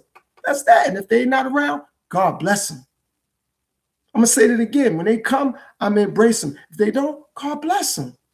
But I'm not going to say, well, damn, I got this many subs. Man, if I do what they doing, I could get, nah, that's what they doing. It's working for them. God bless them. But I don't want to put myself in their lane. That's their lane. And even if they like, yo, I'm going to help you, and they bring me up to their level, or they bring me in their lane, I'm going to tell them, this is not my lane. I appreciate the help, but this is not my lane. I got to stick with, first of all, what I know. Second of all, I got to stick with what's going to work. And when people cling on to what I'm doing and I get a big audience, I got to be authentic. Because one thing that's real, people going to see through you when you're not authentic. They're going to be able to see straight through you. You're going to be transparent. You're going to be hollow. You're going to be able to see straight through you. So if you just be yourself regardless, because people are going to criticize you, good, bad, negative, smart, intelligent, stupid, dumb, fool. So that shouldn't even matter. And that's another thing about at a certain point in life, when people knew they would get criticized, they didn't care. They didn't care because what they was doing, they had love for what they did and what they was doing. There was compassion involved. Like, nah, man, I love what I do. Just so happened they was getting compensated. That's all. Just so happened they was getting compensated. But the notion of you want to sound, or you want to look, or you want to emulate what other people doing, why? Do you? That's why it's important. Do you? Do work for you. Because if it's working for you, that don't mean it's going to work for other people. Vice versa. Just because it's working for them, now it means it's going to work for you. And there's nothing wrong with working with people so you can get ahead or you can advance in whatever you're doing. Ain't nothing wrong with that, but you still got to perfect your craft. It's like working at a job. You could work with other coworkers every day, but you still got to perfect on what you got to do for you. You got to do what's going to work for you. I get other people, whatever, but you got to do what's going to work for you. You can't let how other people see you impact what you're going to do. Can't do that. You got to do what work for you. And it'll work out for the better when you do such, when you do so. So you just got to do what you got to do for you. That's important. And a lot of people run from that. A lot of people get blindsided because they are worried about what other people are going to say, what other people are going to do, what other people think. You got to do what work for you. That's all you got to do. Of course, it ain't going to probably work or you ain't going to probably get what you're looking for in the beginning, but it takes time. Take time. You got to put the time in. You got to put the time in. Got to do that. It's going to take time. It ain't going to just happen overnight. Like it's going to take time. Nothing happens overnight, and nothing happens overnight that's worth you holding on to and keeping. It's going to take time with anything. How did anybody in life learn songs? By listening to them songs over and over. They didn't know the song the first time they heard it. They didn't like the movie the first time they seen it. They watched it a couple times. You ain't like a TV show the first time you seen it. You watched it a couple times. So that's how life goes. So ain't nobody, I can't expect somebody to just tap into my podcast and just say automatically they like me and what I'm doing. It's going to take some time. I get that. Same thing with music.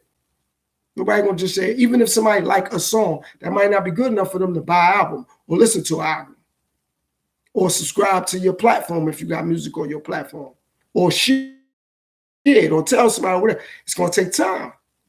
So that's another thing. You got to have patience and tolerance. You know what I mean? You just can't go off what somebody else is saying. Oh, that song is fire. Now, you feel left out because you in a room, for example, or you're around 6 people. They all listen to the song. You're like, what this about? I didn't do that. Like when I first started smoking weed, I didn't smoke weed because of friends and peer pressure. It was something I wanted to do. I didn't like that. Everybody I'm around cutting school, they smoking weed. Nah, I want to do that on my own. And when people found out I was smoking weed, people that I used to hang out with like, damn, we didn't even know you smoke. Yeah, because I ain't want y'all to know. It wasn't for y'all to know. You know what I'm saying? But if I would have been just following, I would have smoked because they smoked. Or I would have did it because they did it. And I'm like, nah. Like, so you got to do things because that's what you want to do. Don't allow peer pressure to smother you or suck you in to do something. You know what I mean? If you like a song, you like a song. If you don't, you don't. But don't listen to something or watch something or do something because of other people. Like I said, a lot of people do things like with the internet. Some people subscribe because somebody else told them about it. So they subscribe like, nah, yo, my cousin be watching that. I'm going to subscribe. Yo, nah, my girl like that. I'm going to subscribe. Yo, my husband like this. I'm going to subscribe. Don't do it based off that. Like the people I subscribe to, it's 1 out of 3 reasons. I just want to show them support, or I like their content and what they're doing, or they teaching me something. But I'm not just subscribing just like because they're subscribed to me. Nah, because eventually what's going to happen when they saying and doing something and they may ask me some questions about their platform or their content or their channel. Now I can't even say nothing back because I'm just subscribed to them because they subscribe. Nah. I buy somebody something. I don't want them to buy me something because I brought them something. I want them to buy me something because they want to help me, or that's just the type of person they are, or they sincerely from the bottom of their heart wanted to see me with it. But I don't want them to buy me something because I brought them something. I don't want nobody listening to me because I listen to them. Nah, I don't live life like that. Somebody gonna support me. That's gratifying. I'm humble, but I don't want them to support me because I support them, though. They don't want to support me. I'm still going to support them, and vice versa. That's how I look at life. I don't want somebody to do what I'm going to do because I'm not going to do what they're going to do. That's just how I operate. And I'm glad that I'm focused and I pay attention to detail like that. Some people going to be like, all right, nah, I'm saying I just do that because such and such was doing it. Why? Do you? Don't follow what nobody else going to do. Be your own person. That's what make you unique, you being your own person. Don't listen to something or do something because you feel left out or you want to feel accepted. A lot of people do that. Like, I'm doing this to be accepted. Like, I've been wearing New Balance since I was younger. I got laughed at. People told me they was table sneakers, orthopedic sneakers, all that. I've been wearing them 30 years and running. Still been wearing them. Dudes been telling me, you ain't gonna bag no chicks wearing them MBs. Okay, that's how they seen it, but I still rock MBs to this day. Still to this day. But when people told me what they told me, that didn't distract me. I wasn't like, all right, whatever. I wasn't like, yeah, you right. Yo, let me go get some Jordans. Let me go get some Air Max. Let me go get some Reebok Classics. Let me go get some Adidas. Nah, I didn't worry about that. Because that's how they seen it. I didn't see it the way they seen it. And I didn't tell them, well, you need to, you wear George, you need to. I didn't tell them anything. I just understood that that wasn't going to deter me or distract me from wearing them bees. And later in life, those same people came back and said, yo, I got to give you respect. Yo, you was consistent. You've been wearing them bees. I'm like, yeah, man, yo, consistency is real. Like, people respect you when you're consistent, even if you consistently ignorant, even if you consistently respectful, even if you consistently selfish, even if you consistently whatever, you're still consistent. You're still consistent. And some people don't know how to be consistent. So that's what that has taught me, how to be consistent, wearing them MBs like that. Like, damn, so you've been wearing, yeah. And now my older kids be like, Dad, I got to give you respect. Since I was a kid, so you was wearing MBs. And I never restricted them. I never stopped them, or you can't get Jordans, or you can't get Timbs, or you can't. Nah. Same thing with me believing the holidays. I was believing the holidays 35 years ago, but that didn't stop me from celebrating holidays with people. I just wasn't with it. And if I went around people, I embraced it. You know what I'm saying? Because that's what they did. But some people are like, yo, I ain't see you, I don't really advocate holidays like that. True. And people invite me, that's different. People say, yo, you come over for Thanksgiving, or you come through for Easter, or we doing something for the 4th of July, we doing something for Labor Day or whatever, or we have New Year's Eve party. Okay, I'm invited, I would go, but I'm not going to go there because I don't celebrate it and now be a party pooper. Like, nah, yo, I don't celebrate New Year's, yo, this is pagan holidays and this. Even though that's how I seen it, I didn't bring that energy towards nobody. That's how I seen it. And I could have declined on the offer. Like, nah, I don't want to come through, I'm good. And sometimes I did decline on the offers. But just because I didn't do something or I'm not into something, I'm not going to shoot nobody else down. That's just me. Some people are like that. Some people are like, oh, if they don't believe in something or they don't do something or they don't like something, they want other people to agree with that. A lot of things I say, I'll be wrong. Some things I say, I'll be right. But I'm not saying something to be right or wrong. I'm not saying something to be stupid or smart. I'm speaking based off the homework and research I do, for one. And for two, I'm speaking based around the experiences I had with certain things that I encountered throughout my life. If those experiences resonate with other people and they agree, I appreciate it. If it don't, God bless them. But knowledge is infinite. Knowledge keep going. So I could keep learning. I'm willing to learn, and I'm willing to be taught. A great teacher was once taught. See, I had to learn that. I'm going to say it again. A great teacher was once taught. You know what I'm saying?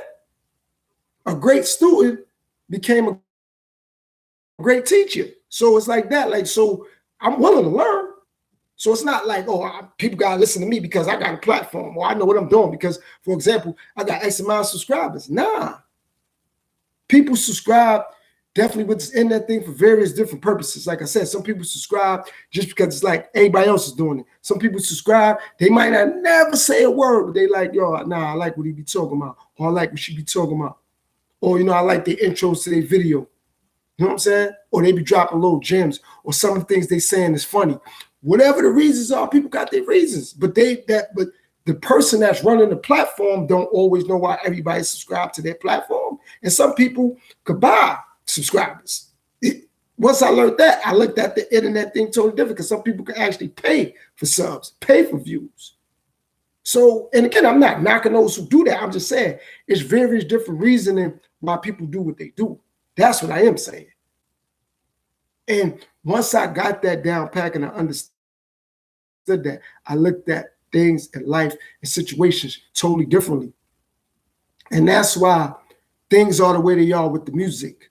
That's why things are the way they are with sports. That's how things are the way they are with movies. That's how things are the way they are with money, with entertainment, with the government, with Congress.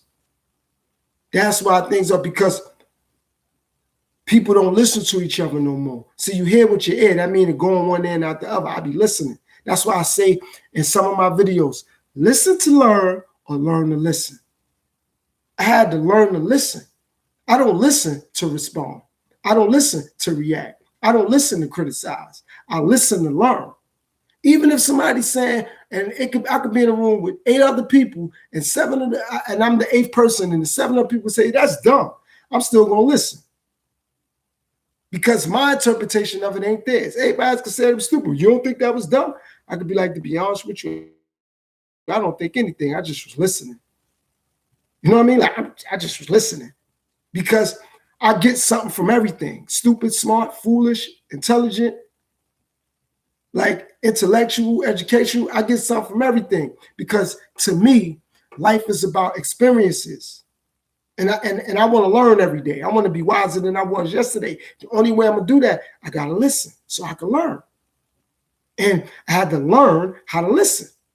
It's like I knew how to read, but then when I learned how to read, it was different. I'm going to say it again. I knew how to read, but when I learned how to read, meaning I knew exactly what I was reading. It's one thing for me to be able to articulate the words in the book, yeah, but I had to learn what I was reading.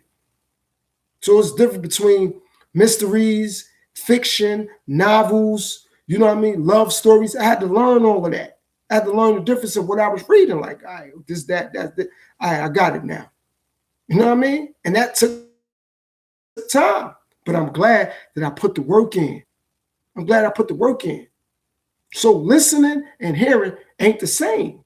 You hear with your ear, you listen with your brain. Your brain is connected to what's being said. So now when you listen, it's like, all right, I got it. You can interpret it because you're listening. But if you're just hearing, you're going to hear what you want. But you listen, you're going to suck everything in, all the information. Like I said, stupid, smart, that's not the point. But you're going to listen so you can actually learn something. So now you can learn if when that person speak next time, if you're going to listen to that. But if you're just like, man, that's dumb, you already cut yourself short and you probably could have got some information. And the information all the time ain't got to be smart. It could just be the information for you to learn next time. When they speak, I ain't going to even pay that no mind. You know what I mean? See, that's what I mean by listening. I had to learn how to do that. Like, man, I got to learn how to listen. So therefore, when I go through something, I ain't got to worry about I wasn't listening. I was listening, paying attention. You know what I mean? And like I said, it's going to be stupid, smart, negative, positive. I'm going to address that. But let me listen for now. Let me listen for now. You know what I mean? Old fools used to be young fools. I'm going to say it again. Old fools used to be young fools. So you younger, you got a leg up in the game because you got the opportunity to build with the people in your age group, but you also got the opportunity to build with people older than you. I'm not saying everybody older than you should listen to, but some people older than you do have valid information, just like people younger than you got valid information. So I like to listen to people older than me, people my age, and people younger than me. So I can get all the information possible. So now I could come up with good strategy for myself, how to move throughout life. But if I just listen to people older than me and people in my age group, nah, I ain't gonna know nothing when it comes to people younger than me. And that's important. I need to know. For one, I need to know so when they talk to me, I can interpret the dialogue. I'll just be like, what you mean? What that mean with that? I mean, of course, I'm not going to know everything, but I still need to know some of the things. I'm not going to know every single thing, but so at least I'm going to find out some of the things like, all right, they told me this, that. I know now. But if I'm not listening, I'm not paying attention. How am I going to know? And that's important. Need to know. Need to know. But again, if I'm not listening, how am I going to find out? So I'm thankful that I'm willing to put myself in a situation like that where I'm going to listen so I can learn something. And once you learn something, you'll grow more and more every day as a person, as an individual, man or woman, have nothing to do with that. But yeah, the whole thing in regards to the music thing, no, just more feel-good music, better vibes, better energy, more dance music, and more education and information for the next generation, for the kids. They need it. They need it. So they can understand that how versatile making music is, and how versatile you could be when you're making music. That's what the overall goal is, and that's what the overall goal should be. Okay, well, making music, I'm gonna show these kids how you be versatile and you can still be yourself, and that's relevant and that's important. And like I said, when you show these kids that, they'll appreciate it. They'll do that. They appreciate it. And once they appreciate it, you're good. That's all that matters. That's all that's important. Them appreciating it. So it ain't just got to be what it is. It's various different ways you can reach these kids when it comes to making music. Various different ways. And it just got to be what it is and the way it is. Other ways to do that. Other ways to do it.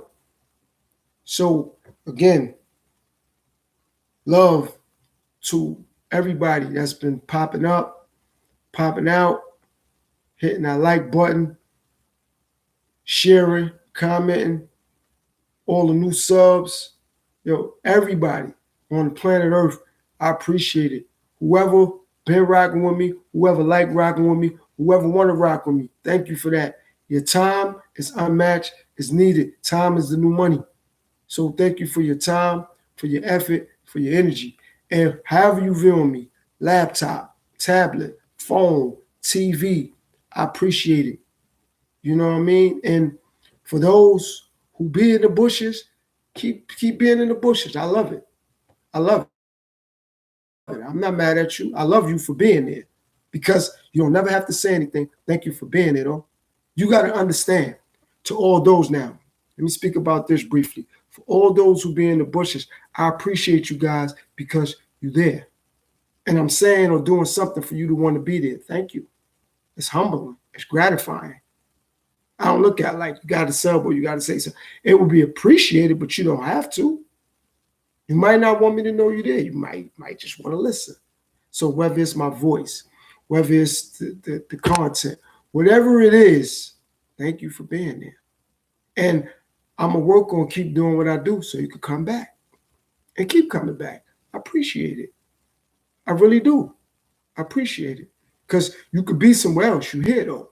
So thank you for being here. And thank you for, like I said, coming through. It means a lot to me. It means a lot to me. That's very important. Because like I said, when you teaching and the class get full, you can't really help all the students out. But when you got a class and the class ain't full, you can work with all the students one by one and you can help them all out. Because when somebody raises their hand and asks for help, you can deal with them one-on-one. And you can answer questions. So that'll work and that'll help. And that's what I'm talking about. Because that's needed. That's needed.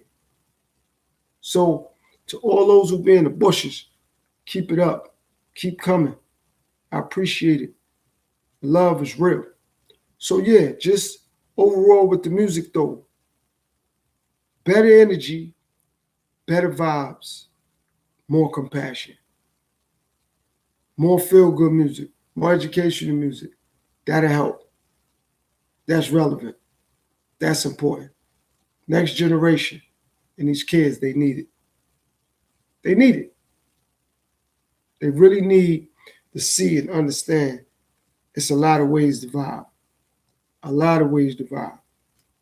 They need to see that. It's a lot of ways to vibe. So as long as we can show them that, they're going to understand more. They're going to have more confidence to want to listen to feel-good music, positive music, high vibrational music. Because whether we understand that or not, they're willing to listen. Just got to be a little bit more patient with them and give them reasons to listen.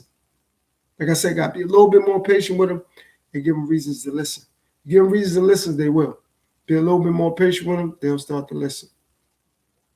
But we got to give them that. We got to give them that. We can't shortchange them. Give them more reasons to listen. Be a little bit more patient. They'll listen to us. They'll do it. Like I said, but that's just some of the things we got to do. We got to be a lot more patient with them. Don't rush them and take our time and guide them and preparate them. That's all we got to do. We got them and preparate them. We got them and preparate them. They'll appreciate us. They'll love it. Because that's all they're looking for. That's all they need. It's guidance and preparation. So we got to work on that. We got to work on that. We need to. It's like I said, that's what they need. And once they get that, we'll see a difference. Total difference. Because now, once we take our time and be patient, they'll understand that we really care. But if we're not taking our time and we rushing, that's why they rushing. If we not listening, they not listening. We gotta listen to each other. That's important. Can't just want them to listen and we don't listen. And we can't and they can't want us to listen and they not listening. It go both ways. We gotta reciprocate. We gotta listen to each other. Can't just say, well, no, the next generation don't listen and we not listening.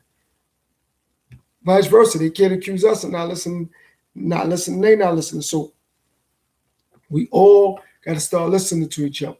It's gonna, first of all, that's sticking together, that's unity. Second of all, it's gonna make for better conversation. Third of all, it'll keep a lot of tension and friction down because somebody could be the mediator and say, nah, they didn't mean it like that. Nah, they got love for you. Or nah, they got respect for you. Or nah, they're going to help ride the situation out with you.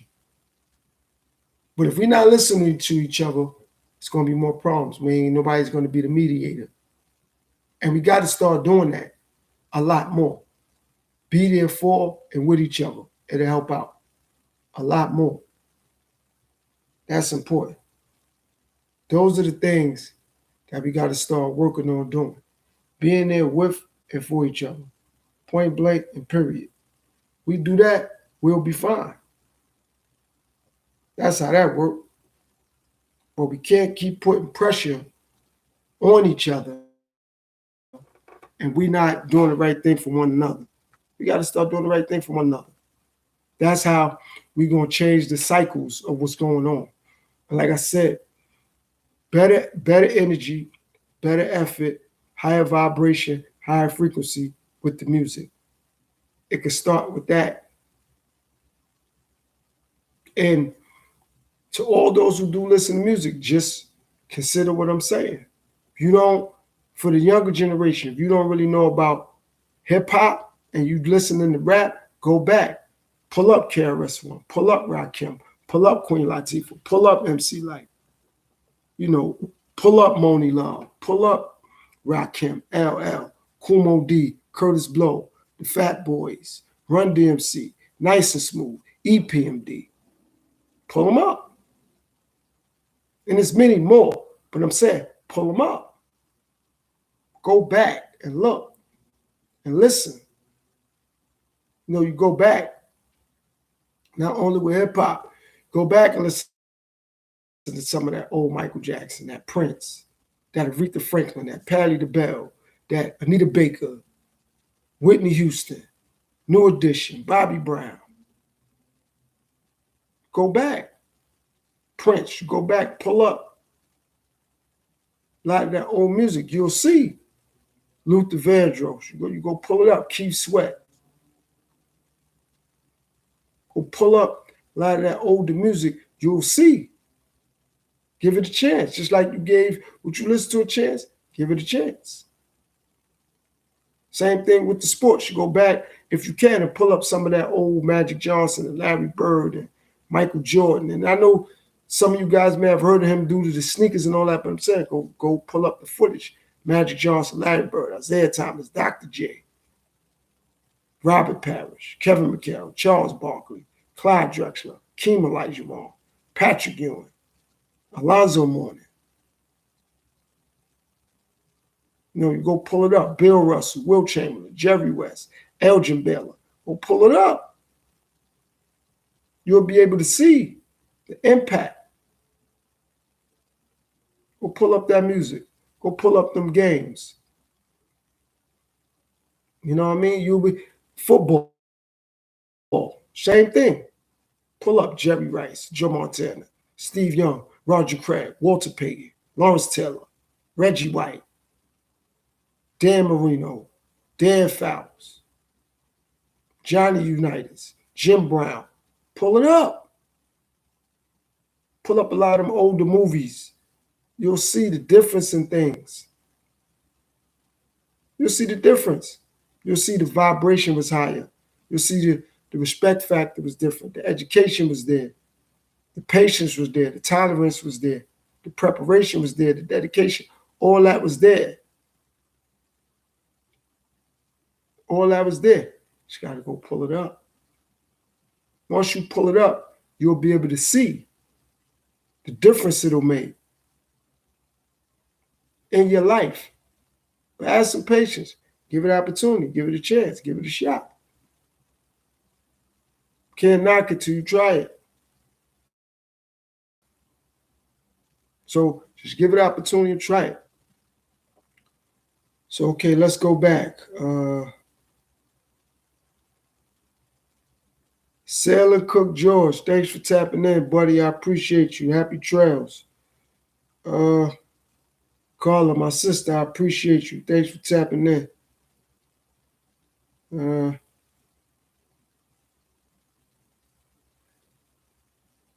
Leonardo Lopez, thank you for tapping in, friend. SeaWorld, I appreciate you. C-Dub, thank you for tapping in, sister. I appreciate you. Who else? And that's it. So for everybody who tapped in, I appreciate your time, effort, energy. Whoever was in the bushes, thank you. Make sure you enjoy and you embrace the week ahead. Be safe. Be smart. Pay attention to your surroundings. Keep your awareness high. Always. Again, be safe. Be smart. Keep your awareness high. And pay attention amongst you and around you. And do the right thing for you and focus on your mental health. It's been another episode of the LJ Latif Jahar podcast. I appreciate everybody. Peace and power. Assalamu alaikum. Take care. Till next time. I'm gone.